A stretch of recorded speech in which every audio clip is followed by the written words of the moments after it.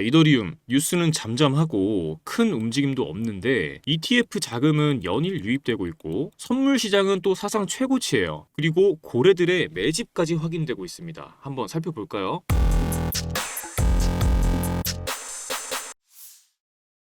안녕하세요. 신조 있는 코인 투자 김신조입니다. 지금부터 이더리움에 도대체 어떤 일이 일어나고 있는지, 그리고 이 흐름 속에서 우리가 어떻게 투자 전략을 세워야 할지를 하나하나 한번 설명을 드려볼게요. 자, 최근 글로벌 시장은 이제 이스라엘과 이란 사이의 긴장 고조로 인해서 전반적인 투자 심리를 짓누르고 있는 상황이에요. 비트코인도 이더리움도 일시적으로 하락했죠. 그래서 하락장인가 하고 생각하시는 분들 좀 계셨을 건데, 하지만 이런 상황 속에서도 이더리움 ETF에는 자금이 미친 듯이 들어오고 있었습니다. 자, 6월 17일 기준 이더리움 관련 현물 ETF에 총 1,110만 달러의 순유입이 있었고, 여기서 눈에 띄는 건 블랙록의 ETF가 하루 만에 3,670만 달러가 유입이 됐거든요. 이걸 일주일 전체로 보면 5억 2,800만 달러, 개인 투자자의 유입까지 포함하면은 총 6억 9,900만 달러, 하나로 약 9,593억에 달하는 자금이 유입됐습니다. 이게 단순한 수치로 보이시나요? 그게 아니라 기관은 지금 이더리움을 분할 매수하고 있다, 이렇게 해석을 하셔야 되는 건데, 자, 잘 아시겠지만 개미는 하락하면 팔고 상승하면 그때서 따라 붙습니다. 뉴스가 터지고 나서야 움직이는 거죠. 하지만 기관은 달라요. 가격이 빠질 때를 기회로 보고 들어옵니다. ETF 자금은 그걸 그대로 보여주는 지표예요. 미리 들어와서 나중에 팔아먹을 준비를 하는 게 기관의 방식입니다. 이게 우리가 기관의 움직임을 절대 무시해서는 안 되는 이유예요. 선물 시장도 심상치 않습니다. 6월 16일 기준 이더리움 미결제 약정이 약 365억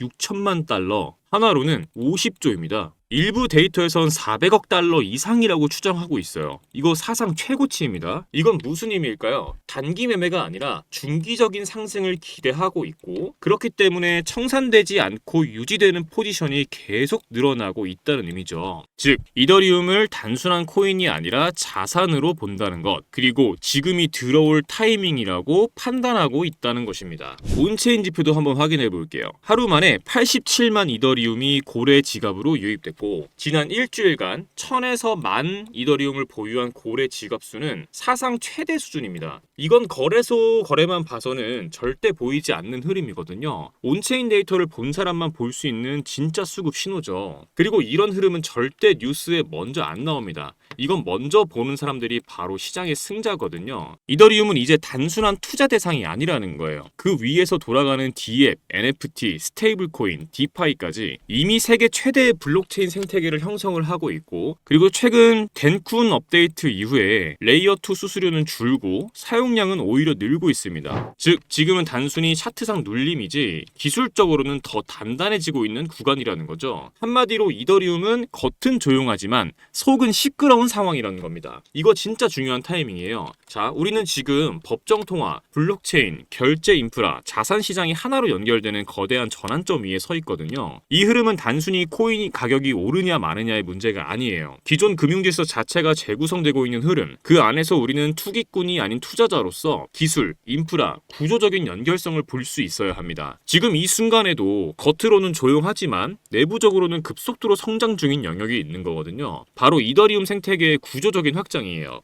이더리움은 단순한 코인이 아닙니다. 기반 인프라이자 프로토콜 레이어, 그 위에 수많은 DApp, 디파이, 레이어 2 네트워크, 브릿지, 스테이킹 시스템들이 얹혀 있습니다. 이더리움이 반등하게 되면 단순히 가격만 오르는 것이 아니라 그 생태계 전체, 그 안에서 함께 움직이는 필수 구성 요소들도 자연스럽게 반응하게 되거든요. 제가 주목하고 있는 이 코인은 바로 그 이더리움 생태계와 기술적으로 붙어있는 구조를 갖고 있는 코인이에요. 이 코인은 단순히 ERC20 기반이라는 수준이 아닙니다. 이더리움의 메인넷에서 트랜잭션이 발생할 때마다 기능적으로 호출되는 역할을 가지고 있어요. 예를 들어 가스비를 절감하거나 데이터를 압축해서 더 빨리 처리하거나, 또는 여러 개를 묶어서 한 번에 처리해주는 롤업 구조에 관여합니다. 이런 코인들은 기술적으로 기생하는 게 아니라 공생하는 구조예요. 쉽게 말해 이더리움이 숨을 쉴 때마다 함께 숨을 쉬는 코인이라는 거죠. 이건 테마의 일시적인 연결이 아니라 구조적으로 엮여있는 관계입니다. 이러한 특성 덕분에 이더리움의 사용량이 증가하면 자연스럽게 이 코인의 사용량도 증가하게 됩니다. 예를 들어 누군가 NFT를 민팅하거나 디파이 플랫폼에서 자산을 스왑하거나 다오 투표를 실행할 때 그 모든 트랜잭션은 이더리움 블록체인에서 처리가 되는데, 이때 이 코인이 가진 기술이 실제로 백엔드에서 작동을 하고 그 과정에서 수수료 혹은 사용 수요가 이 코인에 집중되는 구조입니다. 네트워크의 수요는 곧 유틸리티의 수요로 이어지죠. 유틸리티의 수요가 증가하면 토큰의 경제적 가치도 상승할 수밖에 없습니다. 더 중요한 건 최근 일부 기관이 이더리움을 활용한 스마트 계약, 결제 전송 인증 부분에서 이 코인을 실사용하는 정황이 감지되고 있다는 점이에요. 특히 유럽의 한 금융기관에서는 내부 블록체인 검증 테스트에서 이 코인의 기술이 실제 구현된 것으로 추정되는 트랜잭션이 확인되기도 했고, 몇몇 온체인 분석가는 이미 이 코인의 월간 활성 지갑수가 조용히 증가 중이라는 사실을 추적하고 있어요. 즉, 이건 단순한 기대감이 아닙니다. 이 코인은 이더리움이 성장하면 같이 움직이는 정도가 아니라 함께 성장할 수밖에 없는 구조입니다. 왜냐하면 이더리움의 기능을 보완하거나 확장하는 역할이기 때문입니다. 즉, 이더리움의 가격이 오르면 사람들이 더 많이 사용하고, 그럴수록 이 코인의 필요성도 커지고 수요도 같이 올라가게 되는 거죠. 이게 왜 중요하냐면 이더리움의 트랜잭션 수는 2024년 후반부터 급증하고 있어요. 이러한 흐름은 결국 이더리움의 사용량 폭증으로 이어지는 건데, 이때 이더리움 생태계에서 실질적인 부담을 덜어주고 거래 효율을 끌어올리는 역할을 하는 코인이 있다면, 그 코인은 이더리움이 성장할수록 더 필수적인 존재가 될 수밖에 없겠죠. 즉, 테마의 연동이 아니라 함께 움직여야만 하는 관계라는 겁니다. 지금은 조용해요. 하지만 저는 이 조용함을 기회로 보고 있습니다. 차트가 반등하고 뉴스가 쏟아진 다음엔 누구나 말하죠.